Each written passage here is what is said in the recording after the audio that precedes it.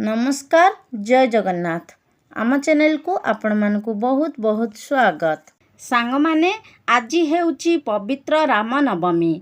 आजिर दिनटी अत्यंत शुभ एवं पवित्र दिन अटे कारण राम नवमी रे प्रभु रामचंद्रंकर जन्म होइथिला।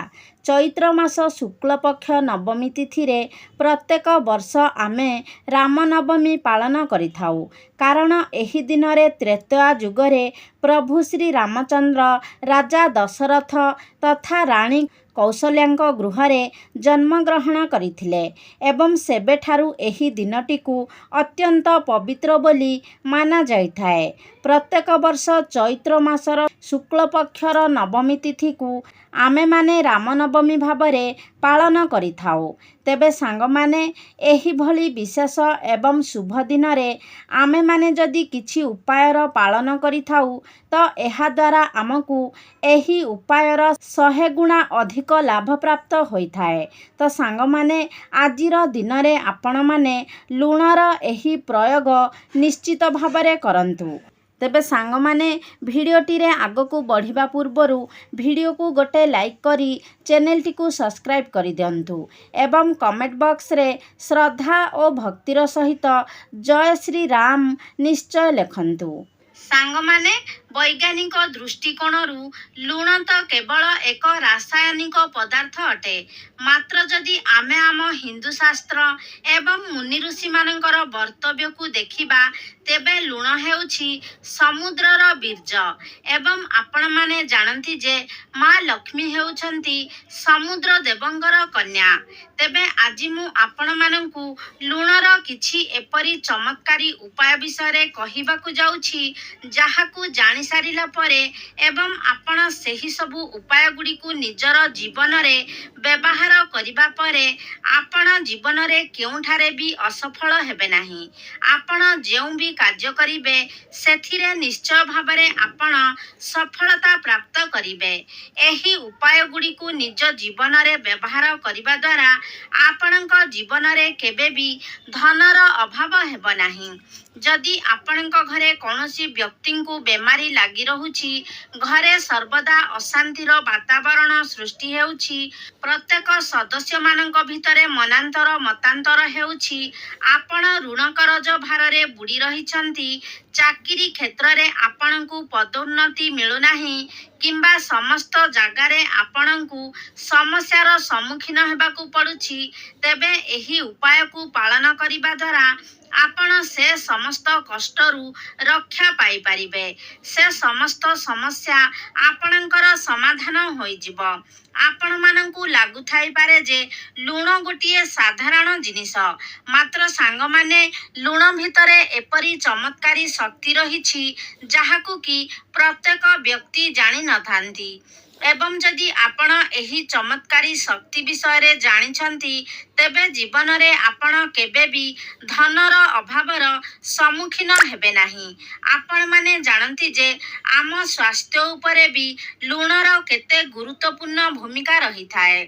जदि आम खाद्य रे लुणर मात्रा अधिक होई जाए तेबे मध्य असुविधा होई थाए एवं जदि आम खाद्य रे लुणर मात्रा कम होई थाए तेबे मध्य असुविधा होई थाए। एहार अर्थ हेला लुण आमको जीवन दे पारे एवं आमर जीवन नै मध्य पारे।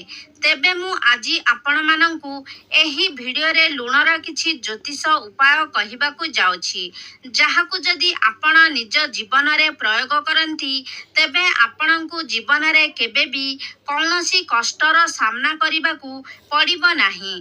तेबे सांग माने आपण माने जानती जे लुण विभिन्न प्रकारर रही थाए जेपरि कि प्रथमे हेउछि संदेश लवण जाहाकु कि आमे पहाड़िया लुण भावरे जानि थाउ आउ गोटिए हेउछि सामुद्रिक लुण अन्यटी हेउछि कला लुण एवं गोटिए हेउछि साधारण लुण।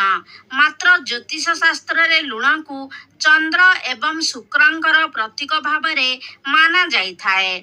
अनेक लोक लुण को राहुंकर मध्य प्रतीक भावरे मानि थांती।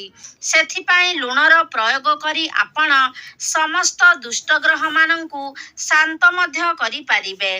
ज्योतिष शास्त्र अनुसारे लुण को चंद्र एवं शुक्रंकर प्रतीक भावरे माना जाइथाए। सेथिपाई जदि आपण लुण को कौनसी स्टील किंबा लुहार डबारे रखुचंती तेबे एपरी करिबा द्वारा चंद्र एवं शनिंकर मिलन होइथाए, जहा कि अति अमंगलकारी होइथाए एवं एहा आपणक पई घातक मध्य होइथाए। जदि आपण निज घरे स्टील किंबा लुहा डबारे लुण रखुचंती तेबे एहा आपणक घर पई अत्यंत अमंगलकारी होइथाए। एहा आपणक गृहरे रोग एवं शोक वृद्धिर कारण होइथाए। आपण माने लुण को प्लास्टिक डबारे मध्य रखिबा उचित नुहे। सबुठारु भल जिनिस हेउछि काचर डबा। आपण माने जदि लुण को काचर डबारे रखंती तेबे लुणर कौनसी खराब प्रभाव आपणकर गृह उपरे पड़ी न थाए। सांग माने जानतरे अथवा अजाणतरे जदि आपणक हाथरू लुण तले पड़ी जाए किंबा कौनसी जागारू लुण तले पड़ी जाए तेबे एहा अत्यंत अशुभ होइथाए। आपण माने जानती जे जदि लुण तले पड़ी थाए तेबे एहा आपणक गृहरे ऋण बढ़ाइबार कार्य करिथाए एवं घरे अन्यान्य समस्या मध्य उत्पन्न होइथाए। अनेक व्यक्ति लुण नेबा परे लुण हाथ को वस्त्र रे मध्य पोछि देई थांती, मात्र एपरी करिबा मध्य उचित नुहे। जदि लुण तले पड़ी जाए किंबा आपणक हाथ रे लागि थाए तेबे आपण हाथ को धोई दियंतु एवं तले पड़िथिबा लुण को सफा करी पोछि दियंतु, किंतु केबे भी तले लुण पकांतु नाही किंबा निजर पिंधा वस्त्र रे लुण को पोछंतु नाही। एपरी करिबा अत्यंत अमंगलकारी होइथाए। आपणक गृहरे एपरी करिबा द्वारा विभिन्न प्रकार समस्या उत्पन्न होइथाए। एपरी करिबा द्वारा आपणकर चंद्र एवं शुक्र ग्रह दुर्बल होई जाइथांती। जदि आपणक कुंडली रे चंद्र दुर्बल हुअंती तेबे आपणकर पारिवारिक सुखरे आघात घटिथाए एवं कुंडली रे शुक्र ग्रह दुर्बल हेबा द्वारा आपणकर धन हानि होइथाए एवं गृहरे आर्थिक समस्या उत्पन्न होइथाए। आपण माने जानि रखिबा उचित जे केबे कौनसी व्यक्तिंकर हाथ को सीधा सड़ख भावरे लुण देबा उचित नुहे। आपण एपरी करिबा द्वारा सेही व्यक्ति एवं आपणक मध्यरे संपर्क खराब हेबार संभावना रही थाए। तेबे सांग माने आपणक गृहरु दरिद्रता दूर करिबा पई एवं माँ लक्ष्मी को प्रसन्न करिबा पई आपण गुरुवार व्यतीत अन्य समस्त दिन गुड़िकरे निज घर को पानी रे लुण मिसाई सेही पानी रे निज घरे पोछा लगाइबा उचित। एपरी करिबा द्वारा आपणक गृहर समस्त नकारात्मक शक्ति गुड़िक नष्ट होई जाइथाए।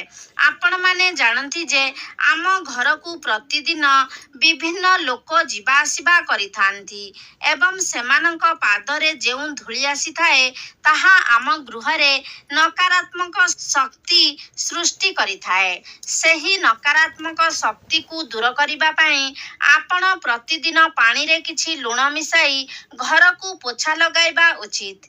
एपरी करिबा द्वारा आपणक गृह पवित्र होई जाइथाए एवं समस्त नकारात्मक शक्ति ठारू मुक्त होई जाइथाए, जहा कि माँ लक्ष्मींकर आगमनर बाट मध्य फिटाई देइथाए एवं एहा सबुठारु भल उपाय जहा द्वारा आमे माँ लक्ष्मी को प्रसन्न करि पारिबा। तेबे सांग माने आउ गोटिए उपाय हेउछि, जदि आपण निज गृहरे धनर वृद्धि करिबा पई चाहछंती तेबे आपण गोटिए काच ग्लास रे ପୂର୍ଣ୍ଣ କରି ପାଣି ନିଅନ୍ତୁ ଏବଂ ସେହି ପାଣିରେ ଆପଣ ଗୋଟିଏ ଚାମଚ ଲୁଣ ମିଶାଇ ସେହି ଗ୍ଲାସକୁ ନେଇ ଘରର ଗୋଟେ କୋଣରେ ରଖି ଦିଅନ୍ତୁ। ଏପରି କରିବା ଦ୍ୱାରା ମା ଲକ୍ଷ୍ମୀ ଅତ୍ୟନ୍ତ ପ୍ରସନ୍ନ ହୋଇଥାନ୍ତି ଏବଂ ଆପଣଙ୍କର ଧନରେ ବୃଦ୍ଧି ହୋଇଥାଏ। ସାଙ୍ଗମାନେ, ଆମେ ନିଜର ବାଥରୁମରେ ମଧ୍ୟ ଲୁଣ ରଖିବା ଉଚିତ, କାରଣ ଗୃହର ସବୁଠାରୁ ଅଧିକ ନକାରାତ୍ମକ ସୃଷ୍ଟି କରୁଥିବା ସ୍ଥାନ ହେଉଛି ଆମର ବାଥରୁମ। ଆପଣମାନେ ଜାଣନ୍ତି ଯେ ବାଥରୁମରେ ଲେଟ୍ରିନ୍ ମଧ୍ୟ ସଂଯୋଗ ହୋଇ ରହିଥାଏ ଏବଂ ସେଥିରେ ଆମେ ମଳମୂତ୍ର ତ୍ୟାଗ କରିଥାଉ। ତେଣୁ ସେହି ଜାଗାଟି ଅପରିଷ୍କାର ହୋଇଥାଏ। ଆପଣମାନେ ଜାଣନ୍ତି ଯେ ଅପରିଷ୍କାର ଜାଗାରେ ହିଁ ଅଧିକ ନକାରାତ୍ମକ ଶକ୍ତି ସୃଷ୍ଟି ହୋଇଥାଏ। ତେଣୁ ଆପଣ ନିଜର ବାଥରୁମରେ ଏକ କାଚ ପାତ୍ରରେ କିଛି ଲୁଣ ରଖନ୍ତୁ, ଯାହାଫଳରେ ସେହି ସ୍ଥାନର ସମସ୍ତ ନକାରାତ୍ମକ ଶକ୍ତି ଗୁଡ଼ିକ ନଷ୍ଟ ହୋଇଯିବ। ତେବେ ସାଙ୍ଗମାନେ, ଆପଣମାନେ ଜାଣନ୍ତି ଯେ ଛୋଟ ପିଲାଙ୍କୁ ଅନେକ ସମୟରେ ନଜର ଲାଗିଯାଇଥାଏ।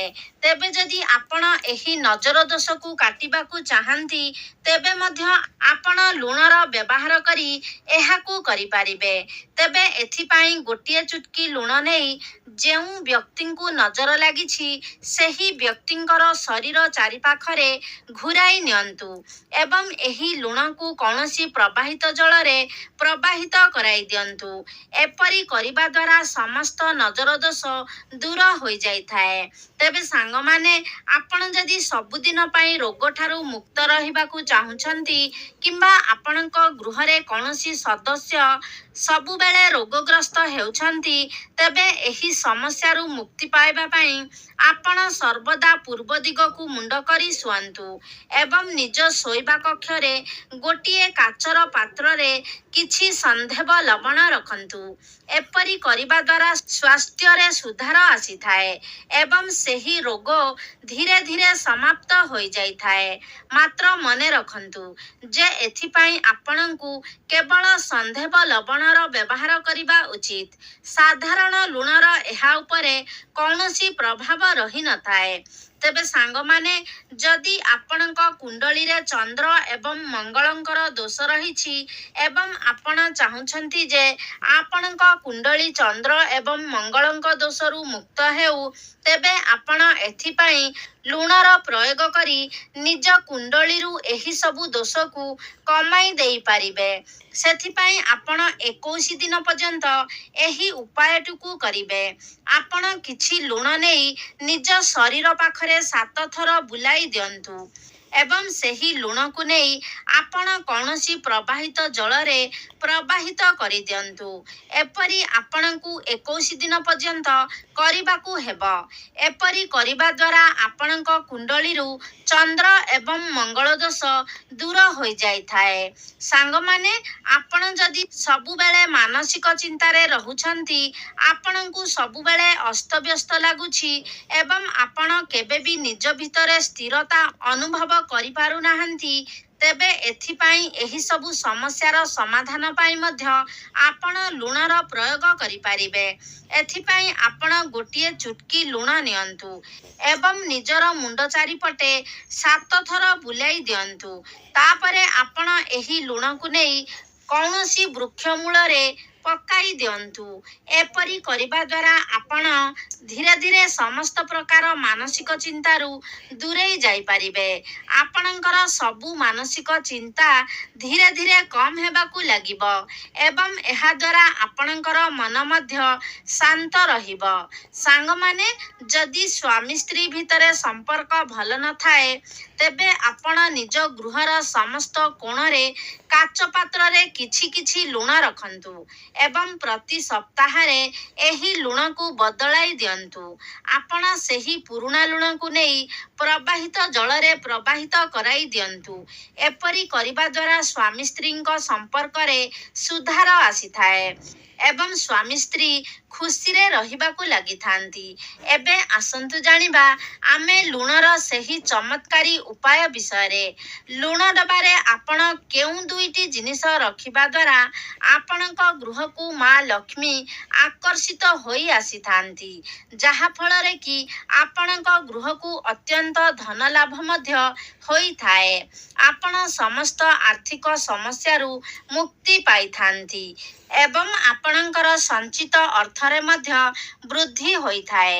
ତେବେ ଲୁଣ ହେଉଛି ଶୁକ୍ରଙ୍କର ପ୍ରତୀକ ଏବଂ ଲବଙ୍ଗ ହେଉଛି ଶନିଙ୍କର ପ୍ରତୀକ ଏବଂ ଶୁକ୍ର ଏବଂ ଶନିଙ୍କର ମିଳନ ହେଲେ ଏହା ଧନର ଯୋଗ ସୃଷ୍ଟି କରିଥାଏ, ଯାହାଦ୍ୱାରା ଆପଣଙ୍କ ଗୃହରେ ଧନ ବୃଦ୍ଧି ହୋଇଥାଏ।